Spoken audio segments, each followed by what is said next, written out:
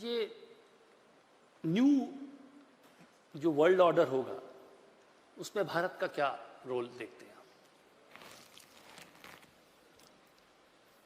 आप सब अनुभव करते होंगे कि आज आपके पासपोर्ट की ताकत बढ़ी है कि नहीं बढ़ी है?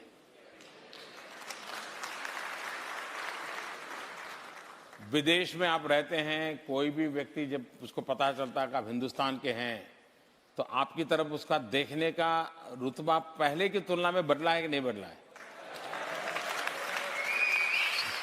सच बताइए, ऐसे मुझे खुश करने के लिए मत बताइए। बदला है।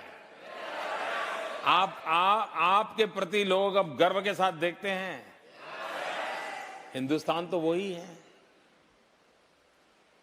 पहले भी था, आप भी थे, दुनिया भी थी। अब बदलाव महसूस होता है कि नहीं होता है? ये हिंदुस्तान ने करके दिखाया है कि आज पूरे विश्व में भारत का लोहा माना जाता है। सिर्फ 125 करोड़ का देश है, बहुत बड़ा मार्केट है इसलिए नहीं। भारत ने अपनी नीतियों के द्वारा, संतुलित व्यवहार के द्वारा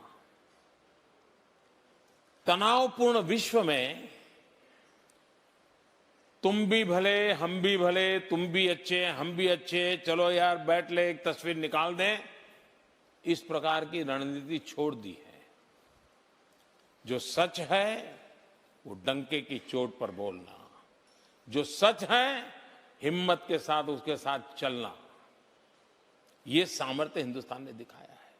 आप कल्पना कर सकते हैं आजादी के 70 साल तक हिंदुस्तान का प्रधानमंत्री इजरायल न जाए? कौन सा दबाव था? हिंदुस्तान में दम होना चाहिए कि हिंदुस्तान डंके की चोट पर कहे कि जब मुझे इजरायल जाना है मैं सीधा इजरायल जाऊंगा, और जिस दिन मुझे पैलेस्टाइन जाना होगा उस दिन हिम्मत के साथ मैं पैलेस्टाइन जाऊंगा।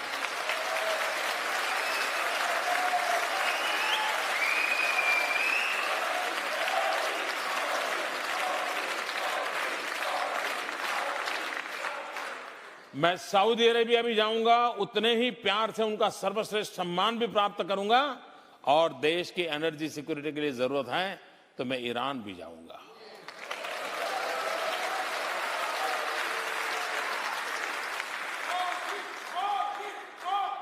आप कल्पना कर सकते हैं यूएई भारत से निकल के 1-1.5 घंटे में वहां पहुंच जाए, 2 घंटे में पहुंच जाए। 23 साल तक कोई गया नहीं था भाई। मुझे बताइए, क्या हिंदुस्तान के प्रति उनका अपेक्षा नहीं होगी क्या? कौन रोकता था आपको? आज विश्व के सभी देशों के साथ हम बराबरी के साथ, और जब मैं चुनाव लड़ रहा था तब मेरी एक विषय पर भरपूर आलोचना होती थी, भरपूर आलोचना होती। वो ये थी कि मोदी चाय बेचने वाला, एक राज्य का मुख्यमंत्री, इतना बड़ा देश, क्या समझ आएगा उसको? और विदेश नीति तो बिल्कुल नहीं समझ पाएगा। ये मेरी बहुत बड़ी आलोचना होती थी। ये देश का भट्ठा बिठा देगा।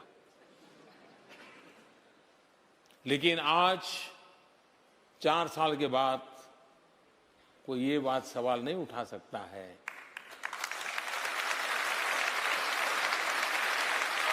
और उसका कारण मोदी नहीं है। मोदी को 125 करोड़ देशवासियों की ताकत पर भरोसा है। मोदी को हिंदुस्तान की महान परंपराओं पर आस्था है। मोदी को हिंदुस्तान का इतिहास, हिंदुस्तान की संस्कृति, हिंदुस्तान के जीवन के प्रति पूरी श्रद्धा है, और मुझे विश्वास है कि मैं दुनिया को भारत का सत्य समझा सकता हूं, और उसी का परिणाम है कि आज विश्व में हर क्षेत्र में, देखिए मेरे टाइम टेबल में यूके में ये कॉमनवेल्थ कंट्रीज का कार्यक्रम करके मुझे जाना था। ये भारत का गर्व है कि स्वयं प्रिंस चार्ल्स खुद भारत आए थे, क्योंकि पिछली बार जब कॉमनवेल्थ समिट हुआ माल्टा में, मैं नहीं जा पाया था। इस बार स्वयं प्रिंस चार्ल्स आए थे, सिर्फ मुझे व्यक्तिगत निमंत्रण देने के लिए। इस बार आप जरूर आइए।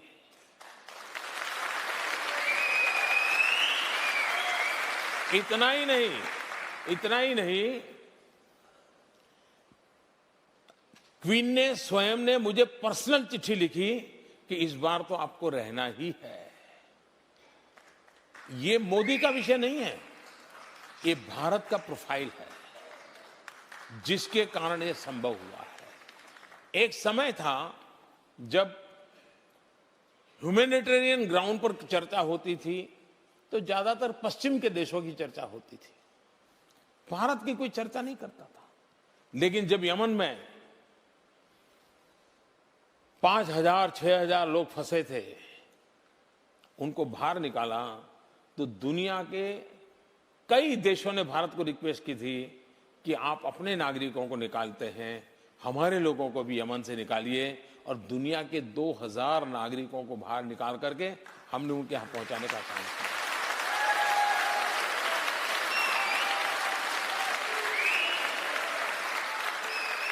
म्यांमार में रोहिंग्या की समस्या हुई, दुनिया ने उस प्रश्न को ह्यूमन राइट जितना फलाना लेकर के जिसको जो अपनी पोजीशन लेनी थी ले ली। हम वहां पर नहीं अटके।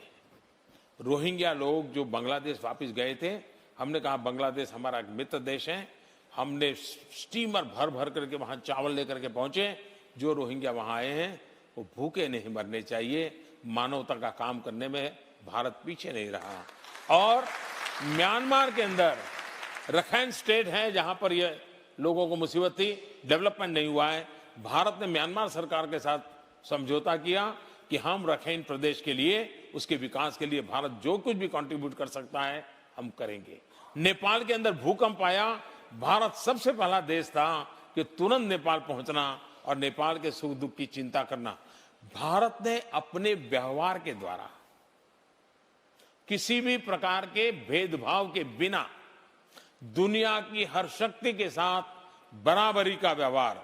और तब मैंने, मीडिया ने मुझे पूछा था विदेश नीति के लिए, मैंने जवाब दिया था कि मेरी विदेश नीति क्या होगा क्या नहीं उसकी बड़ी व्याख्या तो नहीं करता हूं, लेकिन मैंने इतना कहा था कि न हम किसी से आंख झुका करके बात करेंगे, न ही हम आंख उठा करके बात करेंगे, हम आंख मिलाकर के बात करेंगे।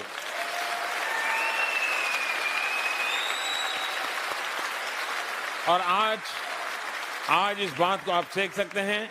और इसी के कारण और आज विश्व जिस अवस्था में पहुंच रहा है, भारत, अगर दुनिया ग्लोबल वार्मिंग और क्लाइमेट चेंज की चिंता करता है तो भारत इंटरनेशनल सोलर एलायंस का सॉल्यूशन लेकर के आया है। दुनिया टेररिज्म से परेशान है तो भारत मानवतावादी शक्तियों को एक कर करके, डेमोक्रेटिक वैल्यूज में विश्वास करने वाले लोगों को एक होकर के मानवता के खिलाफ ये लड़ाई है। ये किसी एक देश, एक जाति, धर्म, संप्रदाय से जोड़ करके नहीं, ये मानवता के खिलाफ लड़ाई है। सभी मानवतावादी शक्तियां एक होनी चाहिए और भारत ने इसको लीड किया है। थर्ड वर्ल्ड कंट्रीज, उनको उनके हक मिलने चाहिए, इसका प्रवक्ता आज भारत बना हुआ है। तो भारत ने अपनी जिम्मेवारियों को भली भांति निभाने का प्रयास किया है और इसलिए आप देख रहे हैं कि आज भारत ने अपनी जगह बना ली है।